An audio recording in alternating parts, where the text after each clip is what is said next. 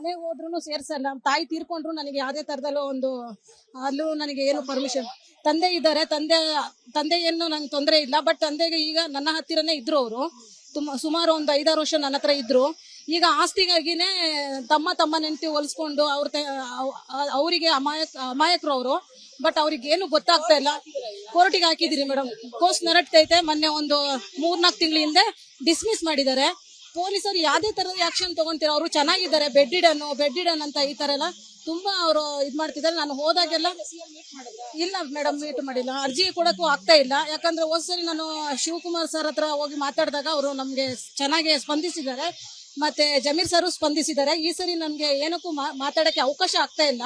So ಏನಾಗಿದೆ ಏನಂತ ಅವ್ರ ಹತ್ರ ಮುಖಾಂತರ ಡೈರೆಕ್ಟ್ ಆಗಿ ನಮ್ಮ ಒಂದು ಅಪ್ಲಿಕೇಶನ್ ಫಾರಂ ಅನ್ನ ಅವರಿಗೆ ಕೊಡ್ಬೇಕಂತ ಮಾಡಿದ್ದೀನಿ. ಬಟ್ ಆಗಿಲ್ಲ. ಈಗ ಏನ್ ಮಾಡೋದಂತಾನೆ ಗೊತ್ತಾಗ್ತಿಲ್ಲ. ದಾರಿಗಳು ಸೂಚಿತಾನೆ ಆಗ್ತಿಲ್ಲ.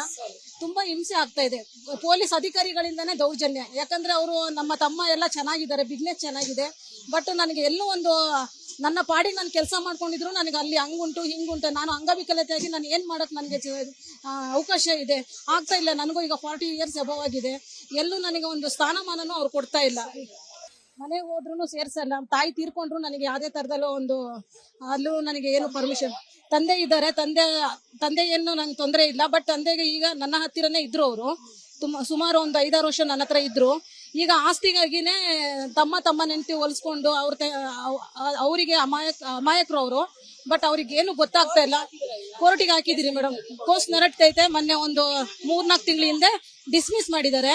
ಪೊಲೀಸರು ಯಾವುದೇ ತರದ ಆಕ್ಷನ್ ತಗೊಂತೀರ. ಅವರು ಚೆನ್ನಾಗಿದ್ದಾರೆ, ಬೆಡ್ ಇಡನ್ ಅಂತ ಈ ತರ ಎಲ್ಲ ತುಂಬಾ ಅವರು ಇದ್ ಮಾಡ್ತಿದ್ದಾರೆ. ನಾನು ಹೋದಾಗೆಲ್ಲ ಇಲ್ಲ ಮೇಡಮ್, ಮೀಟ್ ಮಾಡಿಲ್ಲ. ಅರ್ಜಿ ಕೊಡಕ್ಕೂ ಆಗ್ತಾ ಇಲ್ಲ. ಯಾಕಂದ್ರೆ ಹೋದ್ಸರಿ ನಾನು ಶಿವಕುಮಾರ್ ಸರ್ ಹತ್ರ ಹೋಗಿ ಮಾತಾಡಿದಾಗ ಅವರು ನಮ್ಗೆ ಚೆನ್ನಾಗಿ ಸ್ಪಂದಿಸಿದ್ದಾರೆ, ಮತ್ತೆ ಜಮೀರ್ ಸರ್ ಸ್ಪಂದಿಸಿದ್ದಾರೆ. ಈ ಸರಿ ನನ್ಗೆ ಏನಕ್ಕೂ ಮಾತಾಡಕ್ಕೆ ಅವಕಾಶ ಆಗ್ತಾ ಇಲ್ಲ. ಸೊ ಏನಾಗಿದೆ ಏನಂತ ಅವ್ರ ಹತ್ರ ಮುಖಾಂತರ ಡೈರೆಕ್ಟ್ ಆಗಿ ನಮ್ಮ ಒಂದು ಅಪ್ಲಿಕೇಶನ್ ಫಾರಂ ಅನ್ನ ಅವರಿಗೆ ಕೊಡ್ಬೇಕಂತ ಮಾಡಿದ್ದೀನಿ. ಬಟ್ ಆಗಿಲ್ಲ. ಈಗ ಏನ್ ಮಾಡೋದಂತಾನೆ ಗೊತ್ತಾಗ್ತಿಲ್ಲ. ದಾರಿಗಳು ಸೂಚಿತಾನೆ ಆಗ್ತಿಲ್ಲ. ತುಂಬಾ ಹಿಂಸೆ ಆಗ್ತಾ ಇದೆ. ಪೊಲೀಸ್ ಅಧಿಕಾರಿಗಳಿಂದಾನೇ ದೌರ್ಜನ್ಯ. ಯಾಕಂದ್ರೆ ಅವರು ನಮ್ಮ ತಮ್ಮ ಎಲ್ಲ ಚೆನ್ನಾಗಿದ್ದಾರೆ, ಬಿಸ್ನೆಸ್ ಚೆನ್ನಾಗಿದೆ. ಬಟ್ ನನಗೆ ಎಲ್ಲೋ ಒಂದು ನನ್ನ ಪಾಡಿಗೆ ನಾನು ಕೆಲಸ ಮಾಡ್ಕೊಂಡಿದ್ರು ನನಗೆ ಅಲ್ಲಿ ಹಂಗುಂಟು ಹಿಂಗುಂಟು, ನಾನು ಅಂಗವಿಕಲತೆಯಾಗಿ ನಾನು ಏನ್ ಮಾಡಕ್ ನನಗೆ ಅವಕಾಶ ಇದೆ, ಆಗ್ತಾ ಇಲ್ಲ. ನನಗೂ ಈಗ 40 ಇಯರ್ಸ್ ಅಬವ್ ಆಗಿದೆ. ಎಲ್ಲೂ ನನಗೆ ಒಂದು ಸ್ಥಾನಮಾನನೂ ಅವ್ರು ಕೊಡ್ತಾ ಇಲ್ಲ. ಮನೆಗೆ ಹೋದ್ರೂ ಸೇರ್ಸಲ್ಲ. ತಾಯಿ ತೀರ್ಕೊಂಡ್ರು ನನಗೆ ಯಾವುದೇ ತರದಲ್ಲೂ ಒಂದು ಅಲ್ಲೂ ನನಗೆ ಏನು ಪರ್ಮಿಷನ್. ತಂದೆ ಇದ್ದಾರೆ, ತಂದೆ ಏನು ನಂಗೆ ತೊಂದರೆ ಇಲ್ಲ. ಬಟ್ ತಂದೆಗೆ ಈಗ ನನ್ನ ಹತ್ತಿರನೇ ಇದ್ರು. ಅವರು ಸುಮಾರು ಒಂದು 5-6 ವರ್ಷ ನನ್ನ ಹತ್ರ ಇದ್ರು. ಈಗ ಆಸ್ತಿಗಾಗಿನೇ ತಮ್ಮ ನೆಂಟಿ ಹೊಲಿಸ್ಕೊಂಡು ಅವರಿಗೆ ಅಮಾಯಕರು ಅವರು. ಬಟ್ ಅವ್ರಿಗೆ ಏನು ಗೊತ್ತಾಗ್ತಾ ಇಲ್ಲ.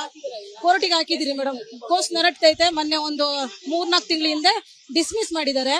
ಪೊಲೀಸರು ಯಾವುದೇ ತರದ ಆಕ್ಷನ್ ತಗೊಂತೀರ. ಅವರು ಚೆನ್ನಾಗಿದ್ದಾರೆ, ಬೆಡ್ ಇಡನ್ ಅಂತ ಈ ತರ ಎಲ್ಲ ತುಂಬಾ ಅವರು ಇದ್ ಮಾಡ್ತಿದ್ದಾರೆ. ನಾನು ಹೋದಾಗೆಲ್ಲ ಇಲ್ಲ ಮೇಡಮ್, ಮೀಟ್ ಮಾಡಿಲ್ಲ. ಅರ್ಜಿ ಕೊಡಕ್ಕೂ ಆಗ್ತಾ ಇಲ್ಲ. ಯಾಕಂದ್ರೆ ಹೋದ್ಸರಿ ನಾನು ಶಿವಕುಮಾರ್ ಸರ್ ಹತ್ರ ಹೋಗಿ ಮಾತಾಡಿದಾಗ ಅವರು ನಮ್ಗೆ ಚೆನ್ನಾಗಿ ಸ್ಪಂದಿಸಿದ್ದಾರೆ, ಮತ್ತೆ ಜಮೀರ್ ಸರ್ ಸ್ಪಂದಿಸಿದ್ದಾರೆ. ಈ ಸರಿ ನನ್ಗೆ ಏನಕ್ಕೂ ಮಾತಾಡಕ್ಕೆ ಅವಕಾಶ ಆಗ್ತಾ ಇಲ್ಲ. ಸೊ ಏನಾಗಿದೆ ಏನಂತ ಅವ್ರ ಹತ್ರ ಮುಖಾಂತರ ಡೈರೆಕ್ಟ್ ಆಗಿ ನಮ್ಮ ಒಂದು ಅಪ್ಲಿಕೇಶನ್ ಫಾರಂ ಅನ್ನ ಅವರಿಗೆ ಕೊಡ್ಬೇಕಂತ ಮಾಡಿದ್ದೀನಿ.